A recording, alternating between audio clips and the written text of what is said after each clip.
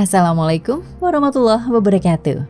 Ensiklopedia Al-Fatih kembali ke hadapan Anda untuk berbagi info Islami.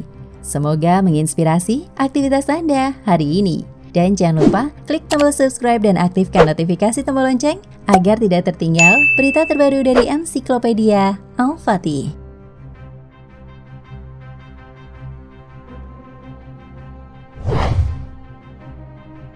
Dapat kita simpulkan bahwa Tuhan itu hanya satu, dan Tuhan itu hanyalah Allah semata. Tetapi yang terjadi saat ini adalah bahwa baik dalam agama Yahudi maupun Kristen, Allah disekutukan dengan sesuatu yang lain.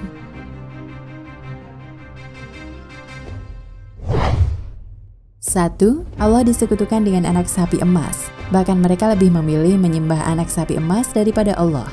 Dalam Al-Quran banyak sekali disinggung mengenai kelakuan umat Yahudi yang mengambil anak sapi emas menjadi sesembahan. Di antaranya ayat-ayat berikut.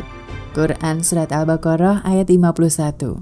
Dan ketika kami telah berjanji dengan Musa 40 malam lamanya, kemudian kamu kaum Musa mengambil anak sapi menjadi pemujaan sepeninggal Musa, dan kamu adalah orang-orang yang zalim.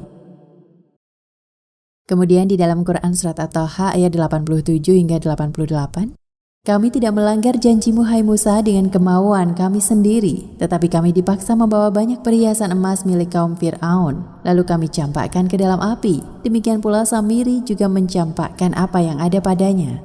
Quran Surat Toha ayat 87.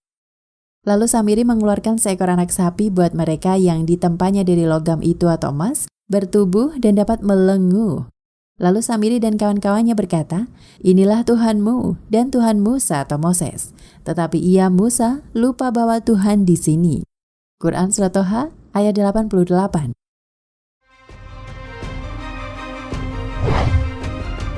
Di dalam Al-Quranlah kita menemukan kisah yang paling akurat tentang Eksodus dari Mesir. Karena Taurat telah mengalami banyak perubahan teks dari apa yang asalnya diturunkan kepada Musa. Salah satu fakta penting sehubungan dengan Eksodus Bani Israel dari Mesir, sebagaimana diceritakan di dalam Al-Quran, bahwa mereka mengingkari agama yang diturunkan Allah kepada mereka, walaupun ia telah menyelamatkan mereka dari kekejaman Fir'aun melalui Musa. Bani Israel tidak mampu memahami ajaran Tauhid yang disampaikan Musa kepada mereka, dan terus cenderung kepada penyembahan berhala. Walau telah diperingatkan oleh Musa, Bani Israel tetap dalam penentangan mereka. Dan ketika Musa meninggalkan mereka, mendaki Gunung Sinai seorang diri, penentangan itu tampak sepenuhnya. Dengan memanfaatkan ketiadaan Musa, tampillah seorang bernama Samiri. Dia meniup-niup kecenderungan Bani Israel terhadap keberhalaan dan membujuk mereka untuk membuat patung seekor anak sapi dan menyembahnya. Kemudian Musa kembali kepada kaumnya dengan marah dan bersedih hati. Berkata Musa, hai kaumku, bukanlah Tuhanmu telah menjanjikan kepadamu suatu janji yang baik? Maka apakah terasa lama masa yang berlalu itu bagimu? Atau kau menghendaki agar kemurkaan dari Tuhanmu menimpamu, lalu kamu melanggar perjanjianmu dengan aku? Mereka berkata, kami sekali-kali tidak melanggar janjimu dengan kemauan kami sendiri, tetapi kami disuruh membawa beban-beban dari perhiasan kaum itu. Maka kami telah melemparkannya, dan demikian pula Samiri melemparkannya. Kemudian Samiri mengeluarkan untuk mereka dari lubang itu anak lembu yang bertubuh dan bersuara. Maka mereka berkata, inilah Tuhanmu dan Tuhan Musa. Tetapi Musa telah lupa. Quran Surat Toha ayat 86 hingga 88. Mengapa ada kecenderungan yang gigih di kalangan Bani Israel untuk membangun berhala dan menyembahnya? Dari mana kecenderungan ini bersumber? Sudah tentu suatu masyarakat yang sebelumnya tidak pernah menyembah berhala tidak akan secara tiba-tiba berkelakuan bodoh seperti membangun patung dan menyembahnya. Hanya mereka yang memiliki kecenderungan alami terhadap berhala yang akan mempercayai omong kosong semacam itu. Namun Bani Israel dahulunya adalah kaum yang mengimani satu Tuhan semenjak masa leluhur mereka, Ibrahim. Nama Bani Israel atau anak-anak Israel pertama kali diberikan kepada putra-putra Yakub, cucu Ibrahim. Setelahnya semua bangsa Yahudi merupakan keturunannya. Bani Israel telah menjaga iman tauhid yang mereka warisi dari leluhur mereka, Ibrahim, Ishak, dan Yakub alaihi salam. Bersama Yusuf alaihi salam, mereka pergi ke Mesir dan memelihara monoteisme mereka dalam jangka waktu yang panjang. Walaupun faktanya mereka hidup di tengah keberhalaan Mesir. Jelaslah dari kisah yang disebutkan di dalam Al-Quran bahwa ketika Musa datang kepada mereka, Bani Israel adalah kaum yang mengimani satu Tuhan. Satu-satunya penjelasan untuk ini adalah bahwa Bani Israel betapapun banyaknya mereka menganut kepercayaan monoteistik, terpengaruh oleh kaum pagan yang hidup bersama mereka dan mulai meniru mereka. Menggantikan agama yang dipilihkan bagi mereka oleh Allah dengan penyembahan berhala dari negeri-negeri asing.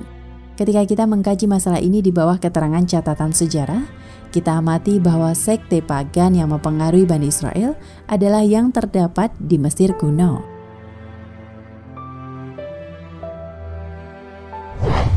Sebuah bukti penting yang mendukung kesimpulan ini adalah bahwa anak sapi emas yang disembah Bani Israel saat Musa berada di Gunung Sinai sebenarnya adalah tiruan dari berhala Mesir, Hathor dan Apis.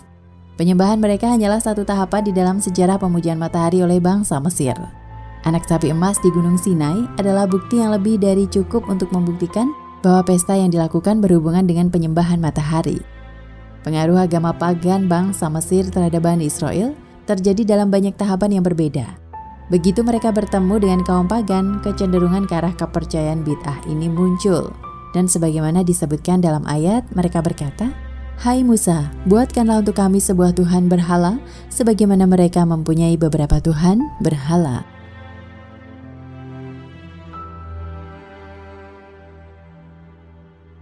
Dua, dalam Kristen. Kita semua tahu bahwa agama Kristen mempunyai doktrin bahwa Yesus adalah Tuhan. Yesus adalah anak Tuhan. Yesus mati di salib untuk menebus dosa. Allah disekutukan dengan Yesus atau Isa dan Roh Kudus atau malaikat. Tuhan 3 dalam 1 atau Trinitas, dan lain-lain. Allah mengutuk siapa saja yang mengatakan hal itu semua di atas. Allah berfirman dalam Quran Surat Al-Maidah ayat 17. Sesungguhnya telah kafirlah orang-orang yang berkata, sesungguhnya Allah itu adalah Al-Masih putra Maryam. Katakanlah, maka siapa gerangan yang dapat menghalang-halangi kehendak Allah? Jika dia hendak membinasakan Al-Masih putra Maryam itu beserta ibunya dan seluruh orang-orang yang berada di bumi semuanya. Kepunyaan Allah lah kerajaan langit dan bumi dan apa yang di antara keduanya. Dia menciptakan apa yang dikehendakinya dan Allah Maha Kuasa atas segala sesuatu.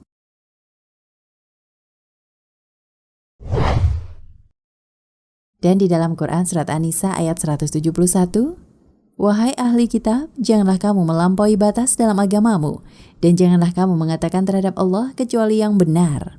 Sesungguhnya Al-Masih atau Yesus, Isa putra Maryam itu, adalah utusan Allah yang diciptakan dengan kalimatnya yang disampaikannya kepada Maryam dan dengan tiupan roh darinya. Maka berimanlah kamu kepada Allah dan Rasul-Rasulnya, dan janganlah kamu mengatakan, Tuhan itu 3, berhentilah dari ucapan itu. Itu lebih baik bagimu. Sesungguhnya Allah Tuhan yang Maha Esa. Maha suci Allah dari mempunyai anak. Segala yang di langit dan di bumi adalah kepunyaannya. Cukuplah Allah sebagai pemelihara." Wallahu a'lam bishawab.